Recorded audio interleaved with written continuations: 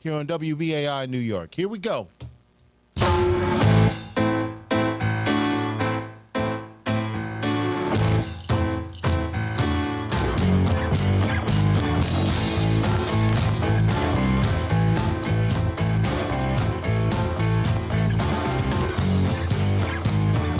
Don't give up, don't give in. Don't you let the man win. Stand up, be proud. Say it with me, yeah. Say it loud. We will not be idle anymore.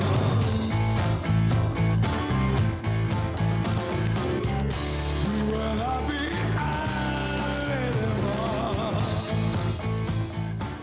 Say hello, I'm John Kane, and this is Resistance Radio. And yes, we are in our end of the year fund drive. So I am going to be spending a great deal of time today talking to you and trying to talk you into supporting this station. Of course, we broadcast both in New York City on WBAI, and we broadcast in Washington, D.C. on WPFW. So I'm going to be pitching for both stations while I'm doing this. So, look, I got 4 shows left in this year. Just 4 shows left in 2025, and what a grand year it's been. It has been quite the year, and we don't know what 2026 is going to bring. We live in really, really peculiar times, so we don't know. Look, we just don't know what's going to transpire with not just with this current presidential administration. It's the midterm elections coming on in the next year. There seems to be global conflict still raging in all of the hot spots of the world. We just listened to a previous show on WBI talking about the climate change problem. Look, we've got social unrest, we've got political unrest, we've got economic woes facing us, and of course, this is the world we live in today. So that makes WBAI and WPFW ever so more important. And we live in a time where there's a lot of tightening of belts. Obviously, the Trump administration cut the Corporation for Public Broadcasting, pretty much destroyed it.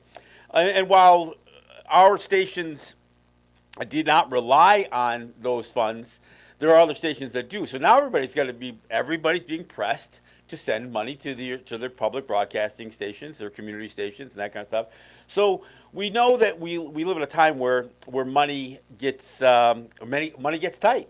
This is the end of the year where money gets tight. People start talking about what they're going to be buying their loved ones for Christmas, and we go through things like Black Friday and Cyber Tuesday or Cyber Monday and Giving Tuesday, and all I'm suggesting is that if you need a reason to make a gift and you are looking for a responsible party to give to, what I'm suggesting is donate to the stations that air this program.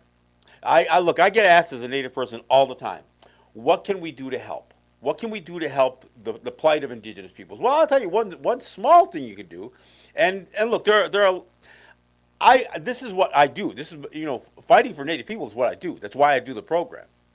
But the one small thing you can do is make sure that I stay on the air. And of course, it's not just about making me stay on the air or creating an environment for me. We have to have the environment to be on the air. So you got to keep WBAI and WPFW going. So as Reggie mentioned at the end of the previous hour, let me remind people how to support WBAI and WPFW. First off, you can become a buddy. And look, you can do this anytime. I realize that we are in fund drive mode throughout the rest of the for the month, throughout the rest of the year. But you can become what WBAI calls a BAI. I'm sorry, it's a native thing, right? BAI buddy by going to the website, which is actually, they changed the name so it looks more appealing to be a buddy. And it's called buddy.wbai.wbai.org. You can go there, and essentially what we're asking you to do is become a sustaining member of the station. We're asking you to make a monthly commitment So whether that's 5, 10, 15, $20 a month, whatever your budget will allow. And I got to tell you, like I said, we're essentially always at some level in a fund drive. We are because we don't just need money every 4 times a year. We're trying to pay the bills on these stations all the time. So that's why I pretty much do some level of pitching with every program. But I got to tell you, I got a call. I got an email from one of our WBAI staff to say, look, we had a guy who was struggling trying to figure out how to do the buddy program, and the gentleman's name is Jose Jimenez. So Jose Jimenez actually stepped up, and look, we rarely ask anybody to do more than $5, $10, $15, $20 a month, but Jose stepped up at $50 a month to be a BAI buddy for Resistance Radio, and that's before we went into fund drive mode. So I've pitched since the beginning of the week on my social media channels that we are entering into fund drive mode, and I sent a link to our website, the WBAI website, and I need to do the same thing for WPFW. We need you to support these stations. The work that we're doing on these stations, and of course, it's not all work. Look, we still have music. We still have a lot of the things that WBAI and WPFW, which goes by the name of Jazz and Justice Radio, we're still doing the artistic part of this thing, and that's part of the mission statement for the Pacifica stations. Not only to have social justice and social commentaries issues and programming, but to support the arts, and we still do. We still do music programming on these stations. So I don't want anybody to think when they're listening to this show that this is all we do. It's kind of all I do, but it's not all that we do. So again, I'm asking you as we close out this year to help us reach our goal. And look, $150,000 goal for the month for the end of our year is not I think we've managed expectations. I think that's not just achievable. I'm hoping we break the hell out of that. And look, we're off to a decent start. We're over $20,000 on WBAI, and of course WPFW just finished a fund drive, but like I said, these stations we're always in fund drive mode. So again, I'm asking you, if you're listening to the show in New York City, that you go to our website buddy.wbai.org or call. You can call 1-833-WBAI-NYC, or the numbers for that are 1-833-922-4692. And if you look, whether you call or you go online, you just follow the prompts of either the operator or follow the prompts online. And there are a number of ways to donate. You can do one-time donations. You can do a time donation. Perhaps you know that you've got money coming in towards the next few weeks or whatever else, and you want to say, well, I'm going to call now, but my pledge is to make a donation on, say, December 20th. And I'm not saying that date for any particular reason, in case you're wondering. I'm not picking that date out of nowhere.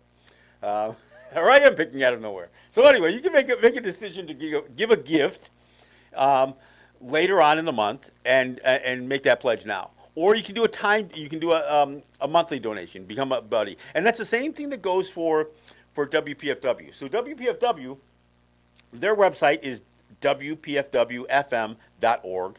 And again, they don't call it buddy, the buddy system or the buddy program, but it is still becoming a sustaining member. And that's one of the things we recommend, because look, the thing about becoming a sustaining member, whether it's through the buddy program or through WPFW, what you're doing is you're making a monthly commitment, and that's money that we feel we can count on, that we can budget. You can budget it, so you're not dishing out $100 at one, or $120 a month. Or at one time you're doing $10 a month, or in the case of my buddy Jose, you instead of dishing out $600, you did $50 a month. But that's what we're asking you to do. We're asking you to do something that fits within your budget. So again, you can go to WPFWFM.org, and of course they've got Cash App, they've got PayPal, they've got a number of ways that you can do it, and you see that all on the website. So there's a number of ways to do it. Or you can call 202-588-9739, or the 800 number, which is 1-800-222-9739. So again, let me run through those numbers again. If you're listening in New York, you can go online to buddy.wbai.org or call 1-833 922-4692. If you're listening in Washington, D.C., you can go to WPFWFM.org or call 202-588-9739. And look, do what you can. And I say this, all the time when I'm pitching for these stations. I'm asking you to support these stations because these stations have given me airtime. I mean, they give me airtime. And trust me, when I first started in radio, I was buying airtime. Of course, I was on commercial radio. I was buying my airtime. Now I'm asking you to buy my airtime. I'm asking you to support these stations so I can remain on the air, so I can keep talking about the things that I talk about. That's what I'm asking of you. And I don't think it's a heavy ask. I don't think it's a heavy lift. I'm asking that you support these radio stations so shows like mine, and including mine, can continue to air. That's what I'm asking of you. And you can do it monthly. You can do it one-time donation. And here's the other thing I've always got to say.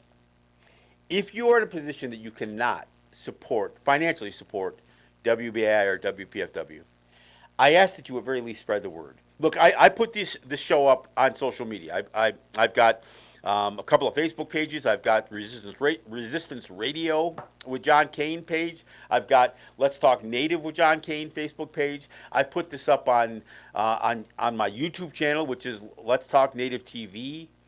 So I've got this out there.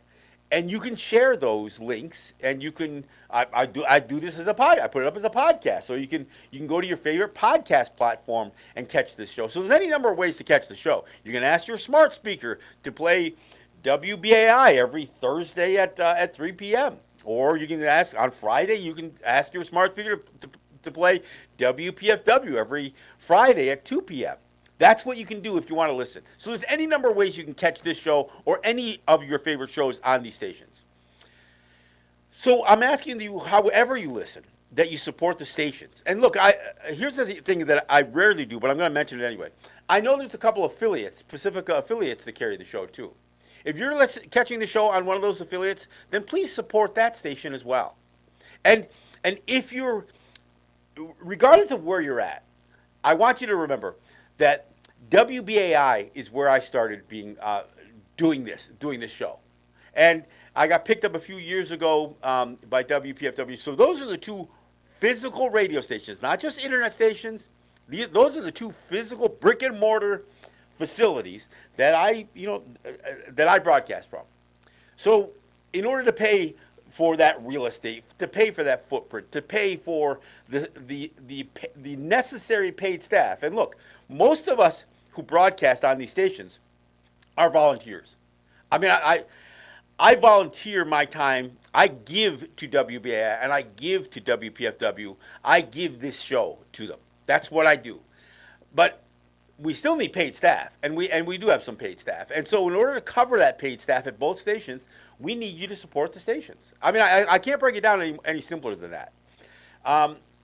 So look, I have been promoting this fund drive, WBAI's fund drive, for all week, because we started essentially at the beginning of the week.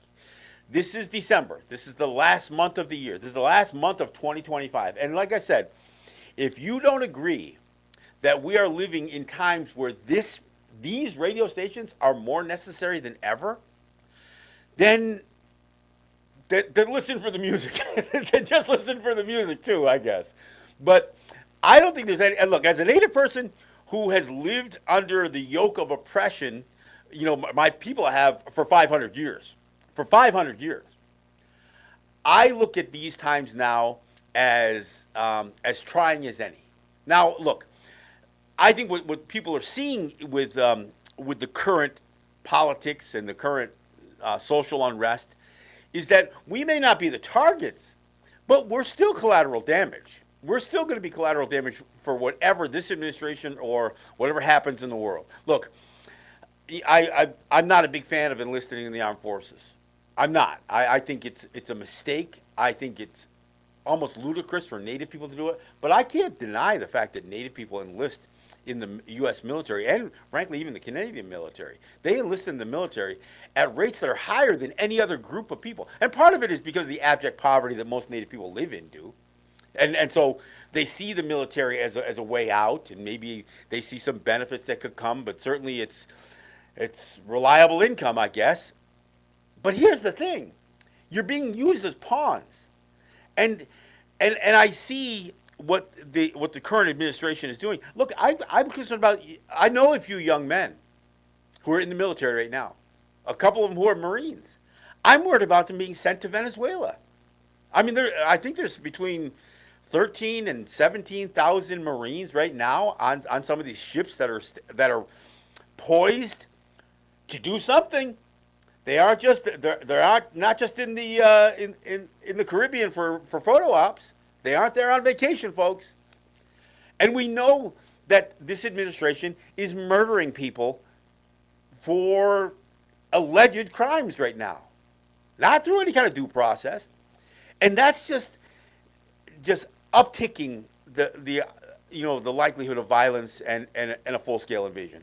From what I understand, Donald Trump has given Nicolas Maduro, the president of Venezuela, an ultimatum. Basically told him to flee his country or else. So, or else what? Because I know that some of those young men didn't sign up for this. I mean, many may have. Many may be buying all of this stuff that this administration is selling. But I gotta believe that if you're a Native person and you enlisted in the military, you honestly thought you were defending your homelands. That's the argument I hear all the time. I always hear, well, Native people enlist in the military because they're defending their homes. Well, that hasn't been the case. I mean, in fact, it's never been the case. The only Native people who ever enlisted in military service were the ones who were enlisting in their own military, in their own warrior societies to fight the United States. Those are the only person who ever defended their homelands. Honestly, let's be honest. But if you thought enlisting for World War I and World War II and Korea, or if you, look, we had every opportunity to reject the idea of draft notifications. And I'm not saying Native people didn't get drafted. I think there was an attempt to do that, but we've always stood up to that. But regardless, Native people enlisted at a high rate. Now, I don't want to make this show totally about the military, but what concerns me is that I know young men whose lives are at risk right now because of what Donald Trump is doing. And here's the risk. The risk isn't just that they could find themselves in an armed conflict, but they're going to have to live. They're going to have to live with the possibility of being instructed to kill people, just like these guys who are blasting these boats in the water. That's now becoming a question of whether it's a war crime or not. Whether it's a war crime or not, if you're a young man, a Native young man, or a person, any person who's enlisted, but certainly if you've enlisted as an oppressed person by the United States, and now you're being asked to oppress others, even if you survive it, you're going to be mentally scarred. There's a part of you that's going to go into these situations, and you're going to, for the rest of your life, if you're asked to take a life on behalf of this president, the current president of the United States, if you're asked to take a life because he's directing you to, or not asked, you're being ordered to, you're going to have to live with that. And I don't wish that on anybody. So, again, I can't emphasize enough how critical the time is today. And look, this isn't the first administration that's tried to topple the Venezuelan government. This has been going on for years and years, decades. Going back to Bush and even Clinton. And this is bipartisan. I mean, maybe the actions of this administration seem are being challenged, but almost to some extent in a bipartisan way. But the idea of this kind of aggression towards the regime and doing it under the smoke and mirrors of fighting a drug war is really absurd, considering that Trump seems to be pardoning known, convicted, or indicted drug dealers. And they're all going to talk about, well, Nicolas Maduro's been indicted. Yeah, but he never really stood in for any due process. This is stuff that's all been done in absentia. So look, we live in troubled times, and this administration While I don't, I sit here honestly believing that Trump is not going to survive his term.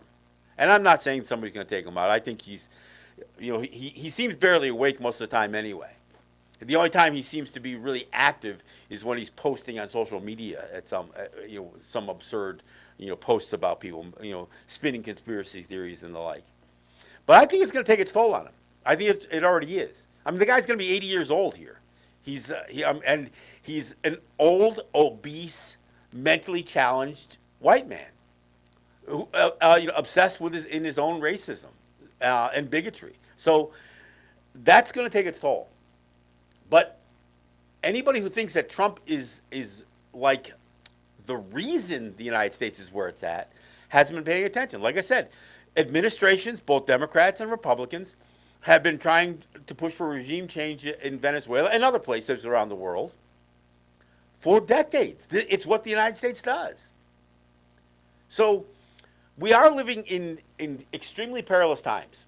And look, while people could sit home and feel comfortable that the military might of the United States is going to protect them from anybody ever attacking their home, that doesn't mean you're not going to feel the effects of military aggression. And some of us are going to see it in the families and friends around us. So, again, I can't impress on the listeners of these two stations, WPFW in Washington, D.C., and WBAI in New York City, how important it is to support these stations, to give you up-to-date, moment-by-moment sometimes. And we do all these live presentations when certain issues are percolating. I mean, I can't impress upon you enough how important it is to support these radio stations. So again, let me give the information. If you want to support WBAI, and look, I'm not suggesting, however you're listening, which station or whether you should support just one station. Look, if you can do $5 a month at both stations, that would be great. But if you want to support WBAI, you need to go to BUDDY, that's Buddy, BUDDY.WBAI.org, and follow the prompts. You can become a sustaining member. You can become a buddy. Do it in the name of Resistance Radio, and I would greatly appreciate it. Or you can do a one-time donation or a time donation, whatever suits you. And again, if you can't, at very least, spread the word. I'll tell you what, pull that website up and share the website. Because here's the thing. If you share the website, and I assume that if you liked or shared my posting about this fund drive, I would love to assume that if you did that you also made a donation. I don't know that for sure. I have no real way of tracking that. But I would like to think that if you take the time out of your day to call in when I open up the phone lines here, I hope that you also call in to the pledge lines. And those pledge lines are 1-833-WBAI-NYC or numerically 1-833-922-4692. That's for WBAI. For WPFW, the website is WPFWFM.org. That's WPFWFM.org. Or the pledge lines are 202-588-9739 or toll free at 1-800-222-9739. And look, I can't impress it upon you enough how important it is to support these stations. And if you support these stations and you do it in the name of Resistance Radio, it helps me. It doesn't help me financially, but it helps secure my space. Because look, there's no guarantee that these stations stay on the air. There's no default. There's no safety net. You are the safety net. So there's no default that keeps these stations on the air. And there's no default that keeps me on the air. Look, I can continue to do stuff on social media with or without the radio stations. Will I have the reach? Will I have the access that I have as far as broadcasting on an FM signal? Of course not. Of course not. And honestly, as I sit here, I can't tell you how many people hear this show. I don't. I mean, I can see how many people click a view on Facebook or on YouTube, but that doesn't really tell me that much because I'm on the radio. And there's no real way to track being on the radio. And of course, I do use these radio stations, to promote the work that I do on and off air. So yes, I talk about my show and I talk about the issues that affect Native people. But I do other work. This isn't the only thing that I do. As many of you know, I spent the last year producing a film called The Long Hope. In fact, you can go to my website, which is thelonghope, all one word, .org. And you can see some excerpts. And of course, I keep posting excerpts from the film as well. We've gone on the road with this thing, and I use these radio stations to tell you about it, about where we're screening the next show. And I'm hoping to get down to Washington D.C. to do some screenings. I've already done a couple in New York. I've done one in Connecticut. We've traveled with this already, and we're going to be busy in 2026 promoting this film. And part of the reason for promoting this film, and I get asked that, well, what do you want out of it? I want change. I mean, you don't just talk about injustice without the hope of overcoming that injustice. And the injustice is that the United States has predominantly three racist as hell legal doctrines that they continue to use against Native people. And these are slave-era legal doctrines, the doctrine of Christian discovery, the trust doctrine, and the plenary powers doctrine.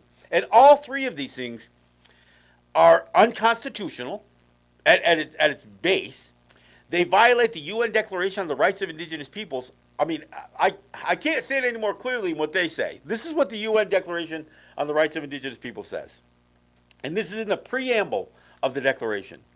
This thing was passed almost 20 years ago. We're coming up on this thing being 19 years old. And here's what they said. Affirming that all doctrines, policies, and practices based on or advocating superiority of peoples or individuals on the basis of national origin or racial, religious, ethnic, or cultural differences are racist, scientifically false, legally invalid, morally condemnable, and socially unjust. Now, I'm glad they start off with calling it out as racist. But I'm also glad that they say that it's scientifically false, because the reason for even bringing that up is that the whole notion of race is scientifically false. There is nothing that can suggest scientifically that any person, based on their genetics or based on their this claim of race, is inferior. In fact, there's nothing that can separate people by race other than man doing it. There's no scientific basis for saying that a black person is inferior to a white person, or a native person is inferior to a white person. There's no scientific base, so it's scientifically false. And of course, I'm glad they say that it's legally invalid, because courts are still citing these doctrines, policies, and practices every day. Every day, there is a court that is mulling over some aspect of this authority that the United States is wreaking on Native people. And on Native people exclusively. It is an ultimate authority that Congress claims to have. And here's the thing.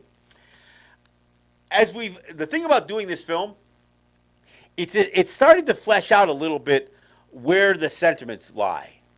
And one of the things that I heard from a law scholar, he flat out said, the Constitution provides Congress with sweeping powers over the affairs of Native peoples. And I said, oh yeah, where does it do that? Where does the Constitution, in any way, shape, or form, provide this sweeping authority for Congress to have over Native people? And of course, this was the guy who defends Native people saying this. And of course, this is what the courts are somewhat hedging over. Even as we get a few of the Supreme Court justices challenging things like plenary powers, there are some who say, if we do away with Congress having that power, then that power is going to go to somebody else, like the states. But they never can come back and say, well, but here's where we can say the power comes from. Here's what they say. They say the Commerce Clause. And all the Commerce Clause says, and this is one line, and actually it's only a piece of one line, because the Commerce Clause refers to the power of Congress in relating to commerce, interstate, international, and with Native peoples. Here's what it says. Congress shall have the power to regulate commerce with foreign nations, that's with foreign nations, among several states, that's interstate, and with Indian tribes. That's all the Commerce Clause says. And it uses the same exact language when it refers to commerce with native peoples, Indian tribes, and with foreign governments. And nobody would ever suggest that Congress has been granted sweeping authority over all the nations of the world.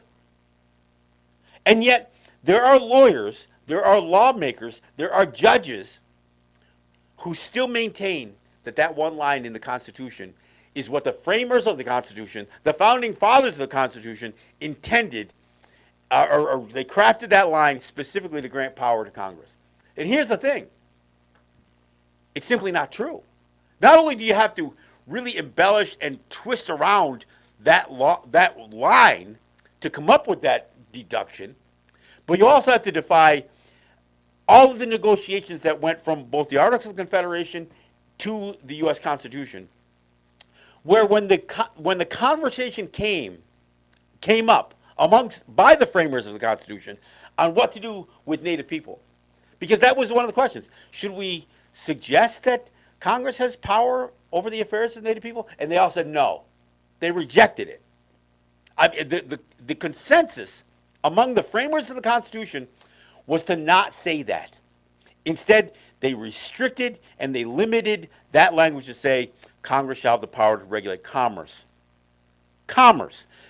In other words, they were saying that they had the power to regulate commerce with Native people. That doesn't mean of Native people. That meant they had the power to regulate what their people did. So they were only asserting a power that Congress would have over their people, not over us, not over foreign governments. We could argue that it granted Congress with the power to regulate commerce of states, but only interstate commerce. They didn't even grant the power of Congress to regulate the commerce within states, only among the states. So this idea that anybody would suggest, native, non-native, lawyer, judge, lawmaker, anybody would suggest that we have been subjugated by that one line of the Constitution is really, in the words of Chief Justice John Marshall in 1823, it's an extravagant pretension. It's a lie. It's not just an embellishment. It's a lie. So that's why we did the film. And yes, that's why I'm spending so much time on this show talking not just about the film, but about this injustice. Because look, if we are experiencing this injustice and nobody does anything about it, then you're okaying it. To borrow the expression used by Felix Cohen, who claims to be like the founding father of federal Indian law, which there is no such thing. There's laws about us, not laws. We don't have laws. You have laws. But what he said is he likened Native people to the canary in the coal mine. And of course it's been stated in other ways and by other people that what you do to the people you can abuse the easiest, what you do to the powerless, or those you have already abused over and over and over, what you continue to do to the oppressed is likely what you're going to do to the people, to everyone. So when he called us the canary in the coal mine, they said, look, if you can do this to these people, what's to stop you from doing that to others? And look, we live in a time now where those chickens are coming home to roost, folks. I realize that there's a whole lot of white folks who are struggling every single day that are still supporting Donald Trump and supporting the Republicans, even though what they're supporting are politicians who are working against their best interest. And don't get me wrong, Democrats are working against the people too. So the question is, what do we do? What do we do? Well, part of it, I think what we need to do is understand we need to adopt behavior that provides us with as much distance and as much protection from that abuse of power. I know that sounds unreasonable. But in spite of the fact that National Guard has been deployed in some cities by this current president, we do live in a time because of social media, because of radio stations like WBAI and WPFW, that we can make noise. Voices like mine were always silenced. I mean, we haven't written a single history book that gets used in a school. We don't. I mean, in fact, books written by Native people are on that banned book list. What we say and what we write is considered wokeism. So our voices are constantly silenced in many ways, in many places, but not on these stations, not on social media. So we can continue to make noise. And the noise that we make, I'll tell you a story.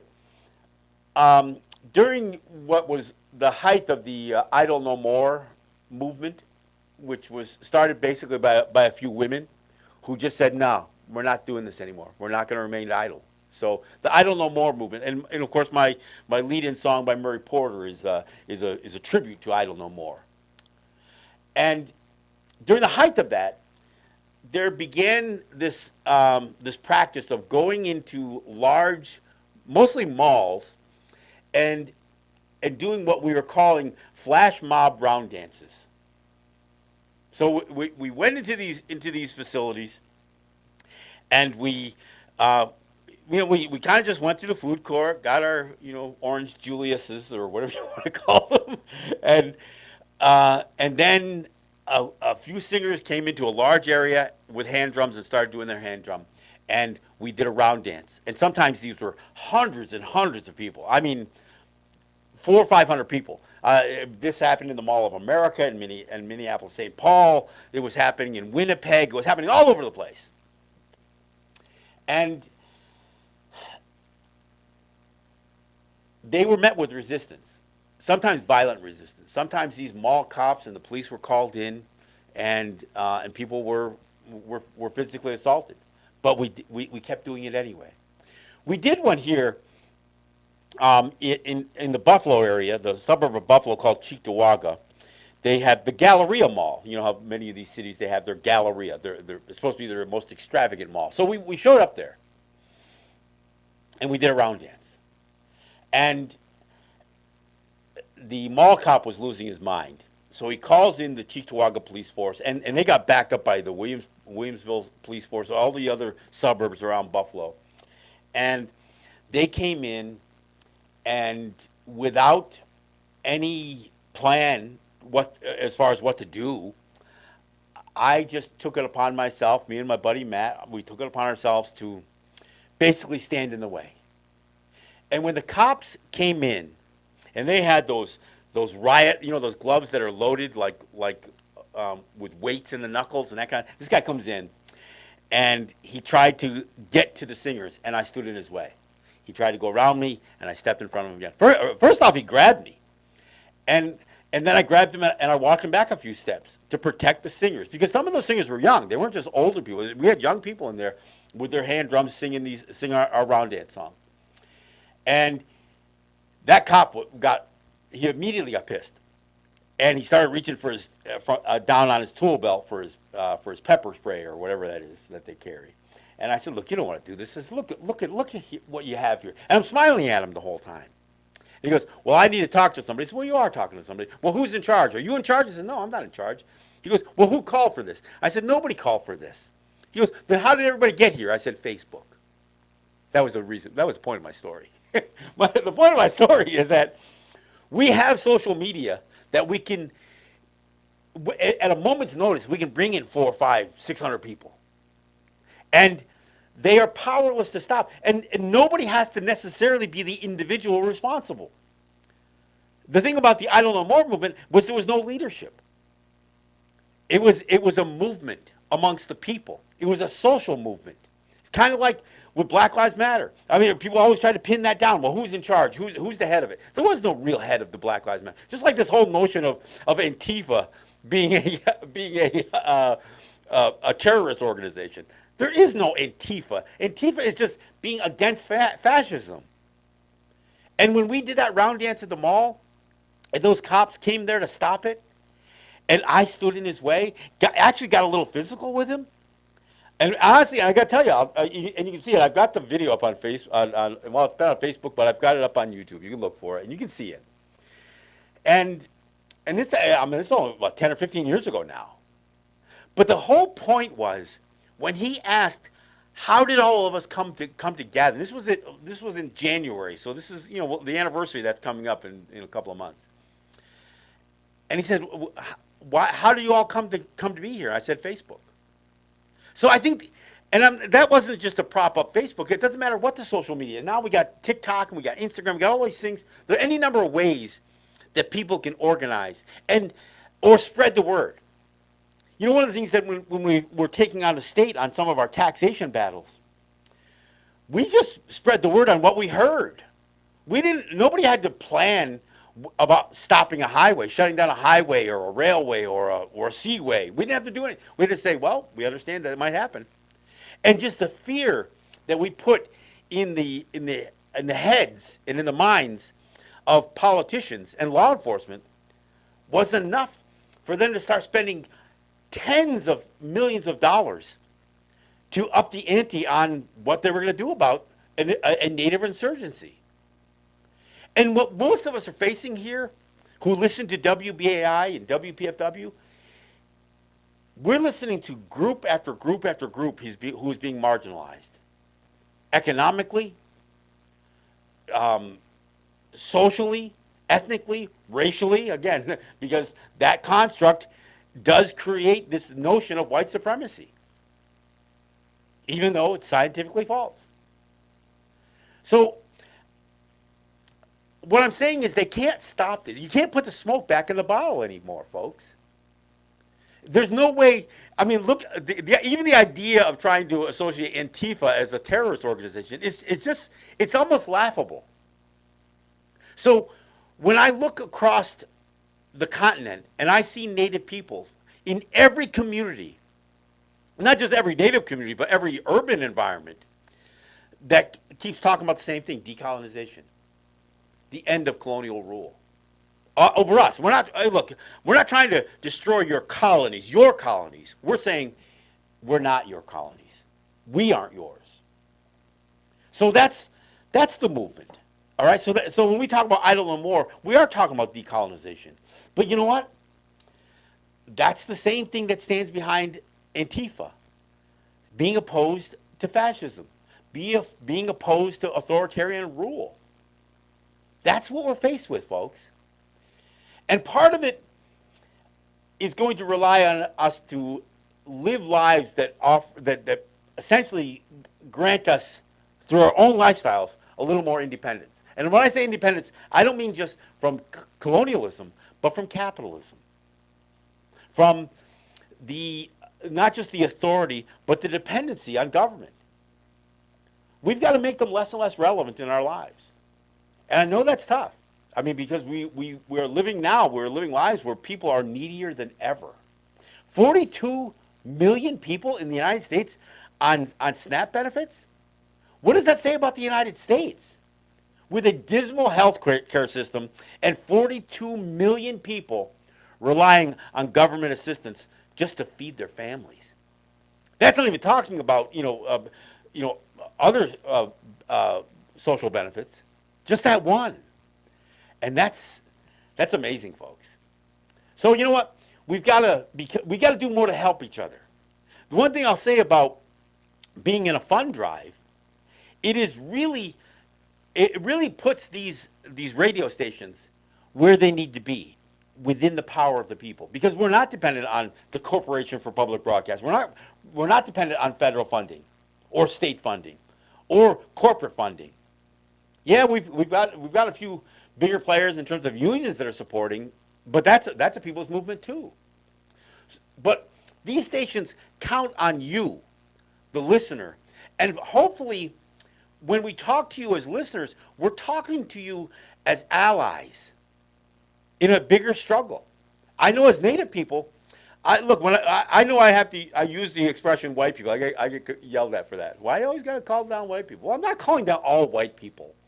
But you can't address white supremacy without assigning. What was that crazy woman who questioned Why is it white people are blamed for slavery? Well, because you were slaveholders.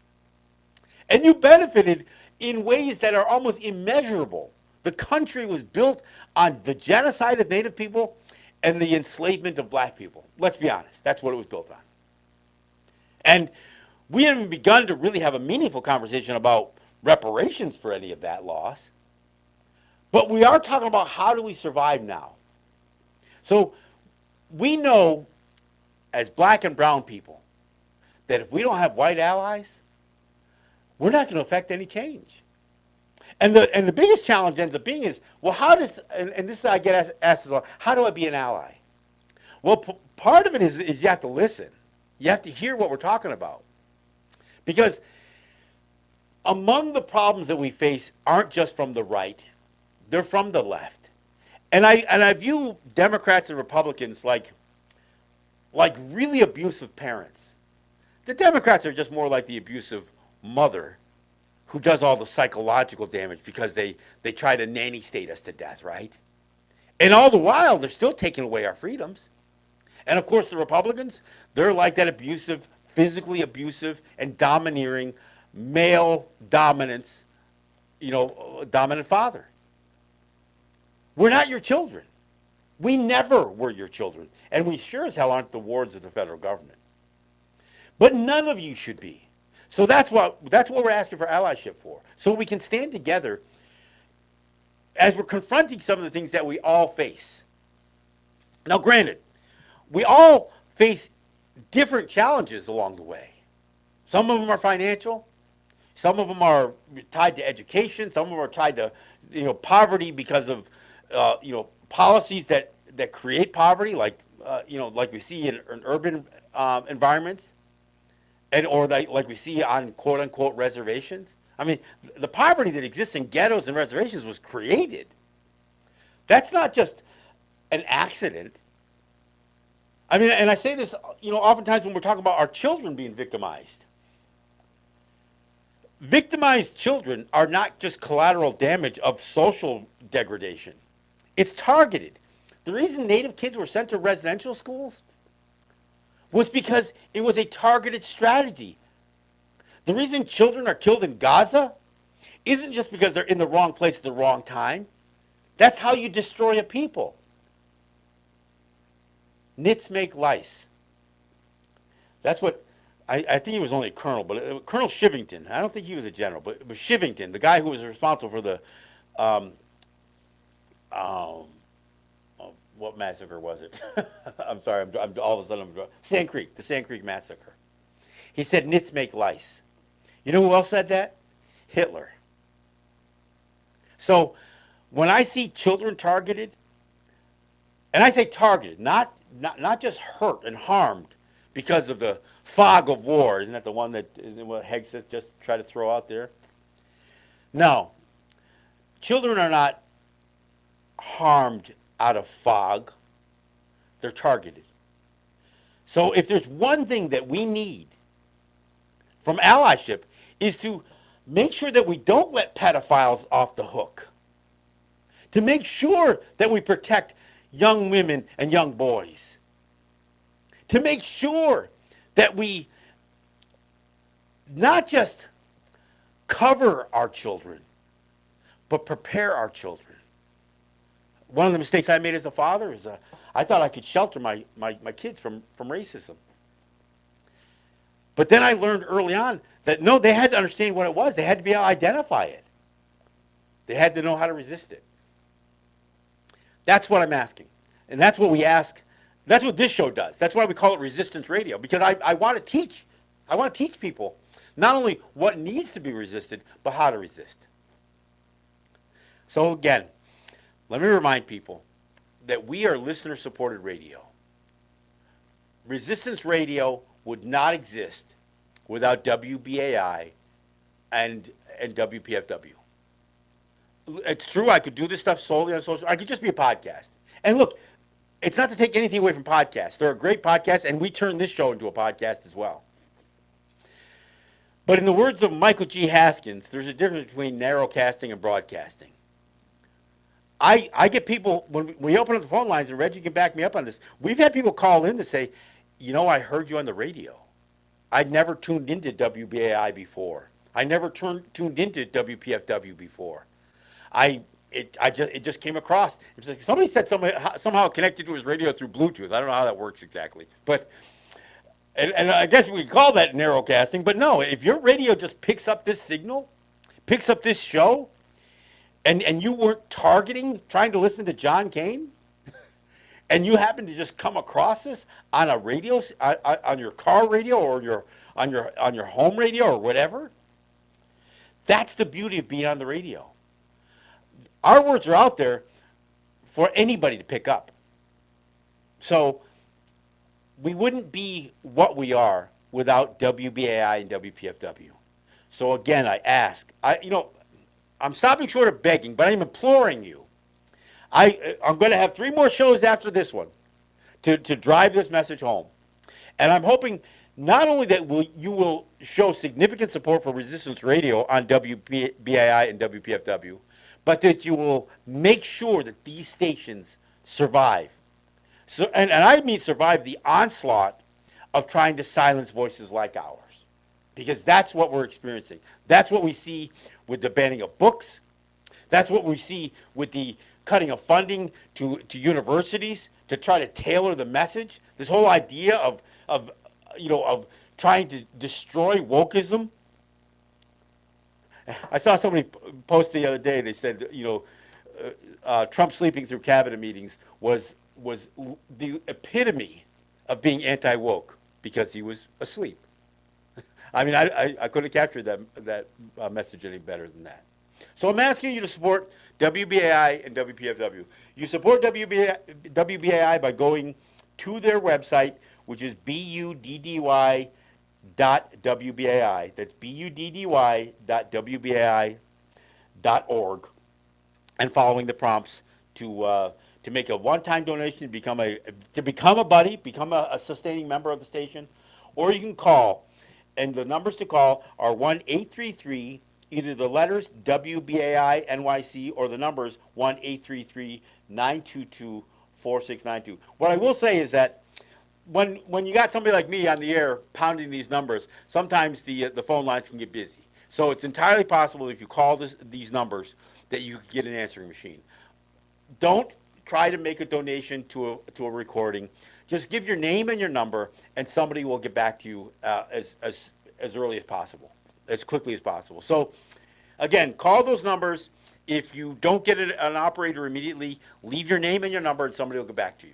And look, and I appreciate it. I appreciate those of you who specifically are supporting this radio station and this radio program. Again, if you're listening in Washington D.C., I hope that's look, I hope we can grow these audiences of this program in both of these markets. But if you're listening on WPFW, I ask that you go to their website, which is WPFWFM.org. That's WPFWFM.org. Or call 202-588-9739, or the 800 number is 1-800-222-9739. Follow the prompts from the operators. Follow the prompts from the website. Make a donation. Do it in the name of Resistance Radio, and you will help secure my spot on these broadcast grids of these stations.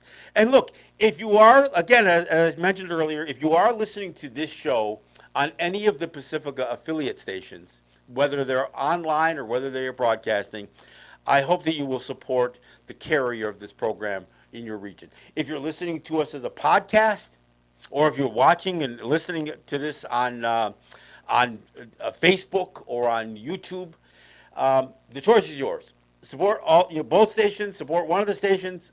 Do what you can to help secure my space on their broadcast grid, so you can continue to hear Resistance Radio into 2026. Like I said, I'm not afraid of 2026. So if I come across like I'm, it's all about doom and gloom, yeah, I'm looking forward, because at some point you reach bottom, right? And once you reach bottom, things start turning up. So I'm looking forward to 2026, and I'm not sure that that's the turning point. or what is going to be the impetus for that turning point. But I, I'm I'm I'm charging into 2026. But let's get out of this month. Let's get out of this year first. Support WBAI, support WPFW, and support Resistance Radio. I want to thank you for listening to this program. And look, as we make announcements about our screenings of The Long Hope, I hope you'll come out and meet me face to face. I love to do the one-on-one interactions, doing the Q&As and the meet and greets, and we will be doing lots of that once we get through this holiday period. So I want to thank you for listening, and I look forward to meeting some of you in your communities. Washington, D.C., New York City, and any place else who catches the program. I am John Kane. This is Resistance Radio, and I want to thank you for listening to the program, and I'll be back next week to do it again. Yahweh.